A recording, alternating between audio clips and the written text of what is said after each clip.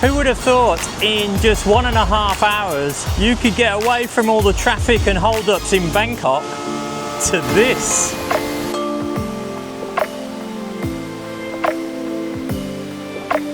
When you get to the top,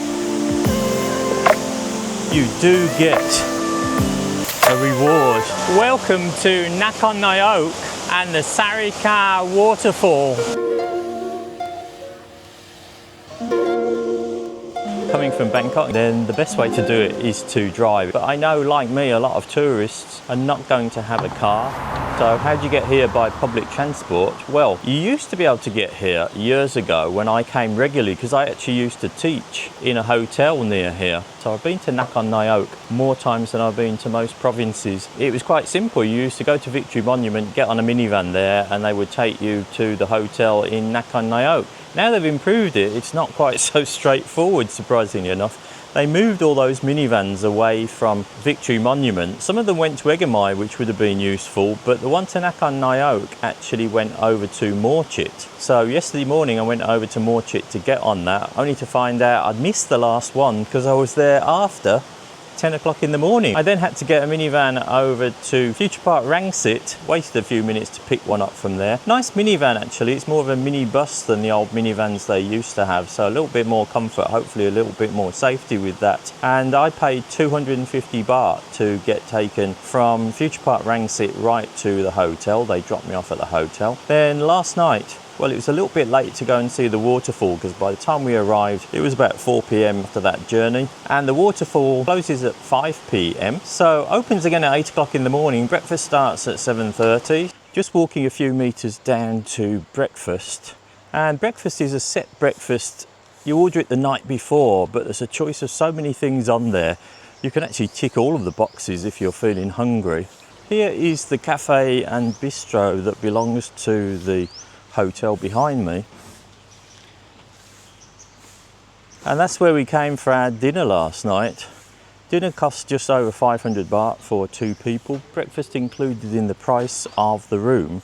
Now I actually paid 2,750 baht including breakfast for this room, but I must stress it was on a special promotion, and normally, particularly in high season, you could be paying over 4,000, nearly 5,000 baht for the same deal.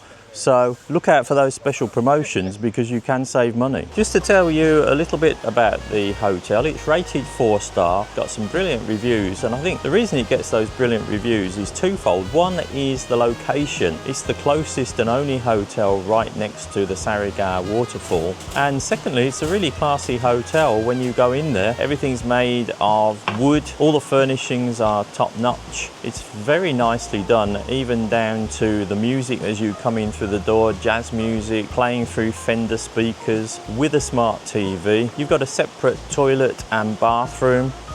Had a shower this morning, can report back that it was nice and powerful. Can't report back that it was piping hot because tepid is probably a better description of the water temperature. The bed was really comfortable. There are some reports on the internet that say it's a bit high for elderly people or indeed children, and parents worried that their children might fall off. It is a bit higher than a normal one. I was expecting something like a bunk bed. It's not really, it's a few inches off the floor. It's a nice big thick mattress. That's really what makes it raise off the floor. Oh my goodness, have you seen the view? When you look around the other facilities, well, what's in the fridge? Well, lots of things are in the fridge and also in a jar just above the fridge. And the good news about that is everything in the fridge, including ice cream, is complimentary, which is probably quite good because after all the restaurants closed about 5:30 last night, I was feeling a bit peckish around 9 o'clock, 10 o'clock last night, so having a little snack from the fridge was a good one. Everything is ultra clean. I almost thought there was another outbreak of COVID. Everything's covered in plastic. I guess there are a lot of bugs around these parts and they're trying to guard against that.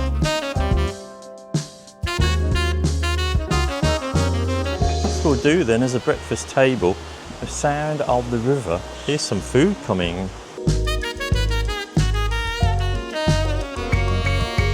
And if you want extra, you just ask them and they bring you, well, a smoothie bowl, pancake and banana. Oh, and of course I can't forget, they give you a choice of real coffee. Delicious hot latte. So eating breakfast with the sound of the waterfall behind, everything brought freshly cooked to your table, and quality of the food is excellent.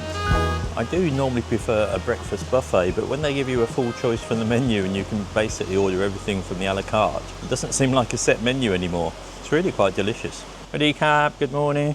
Song con cap, phalang gap con thai. So here we go then. The reason we pay to get in is because this is a national park. So everyone can get excited about dual pricing in Thailand, but the park belongs to Thai people. We are here as guests, and for the privilege of coming in here, I've paid 200 baht. If I was a Thai adult, then I'd only have to pay 40 baht, but there you go. If you don't like it, don't come. That's the choice. Here we are, this is where we are, Sarika Waterfall, it says in English, or Namtok Sarika is more like the Thai spelling, maybe pronunciation, tell me down below. And really, I mean, look at that. So the pavements or the paths are pretty good actually, but you do have to wear sensible clothing and sensible shoes at least. A lot of steps.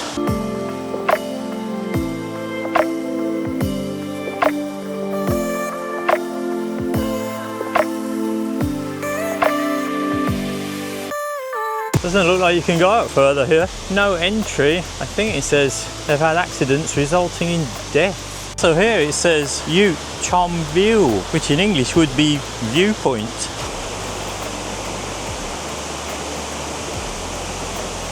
And the Sarika Waterfall, it's the most famous in Nakhon Nayok, and with good reason, because just look at this view behind.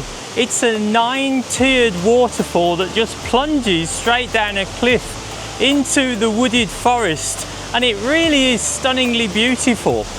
It's so relaxing around here. In fact, way back in the 1920s, there used to be a monk that lived in a cave near here. They came here for meditation and inner tranquility. You'll still see monks and nuns wandering about this area because it's so peaceful and relaxing for people like monks, but also for tourists and expats like me. So to find this waterfall, then it's actually located 15 kilometers to the east of the town on Highway 3050. You can get a grab taxi around here if you need to come here. And then down in the valley, there's accommodation like the hotel where we stayed, souvenir shops, and also places where you can get something to eat. Just to get to this top point that you can walk to, doesn't really take that long, only about 30 minutes. On the way up, there are lots of small pools, and you will find people swimming there in the nice cool water. And it's beautifully kept as well. As we were walking up, there was some guy coming down collecting little bits of litter that people unfortunately have left behind. It's really nicely kept. Obviously accessibility could be a problem for some, but even people as old as me can get up there. So as you would expect, it's much easier on the way down than it is on the way up. But overall, it's not a bad little walk. Get there early in the morning like we did just after 8 o'clock and you won't see any people, but by 9 o'clock there's quite a lot of people even midweek coming down here. People make that special trip from Bangkok just to come and see this waterfall, and I have to say, if you want to have something exactly the opposite of the hustle and bustle and nightlife of Bangkok, an hour and a half, 2 hours to come and see this, it's well worth it in my opinion. What do you think? Let me know in the comment section below. But from me in Nakhon Nayok, making our way back to the hotel and then back to the big city. See you next time. Bye from me. Bye bye. Hello. Hello.